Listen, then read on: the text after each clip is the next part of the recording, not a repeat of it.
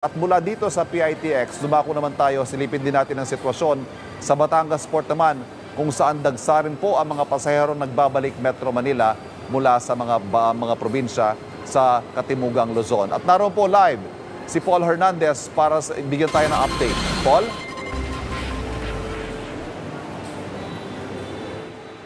Yes, Eval, good morning. Pailan-ilan na yung mga pasahero nagsisibalikan dito sa Batangas Pier.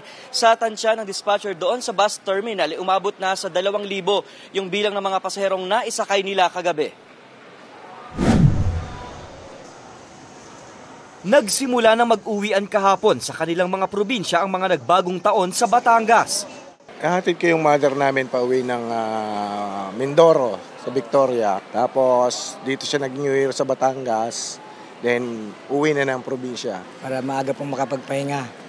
Maaga rin nung makapasok dahil first day. Naka-heightened alert pa rin ang pier para matiyak ang kaligtasan ng mga biyahero. Ang Port of Calapan sa Oriental Mindoro nakapagtala ng mahigit 101,000 disembarking passengers o pasaherong galing Batangas patungong Calapan mula December 21 hanggang 31, 2023. So, hindi ganun nabubuhos na buong-buo ng January 2. Maaaring mamaya, siguro humigit kumulang sa 10,000 at may luluwas na. Sa compound ng pier, may mga bus na para sa mga magbabalikang pasahero. Mula sa Roro, diretso ang mga pasahero sa bus terminal. Sa taya ng mga dispatcher, pumalo ng mahigit 1 hanggang 2,000 ang mga biyahero kahapon. Nakahanda kami. Marami kaming available na unit para sa pasaherong paluwas. 24 oras na nakaantabay sa terminal ang mga bus pa Metro Manila.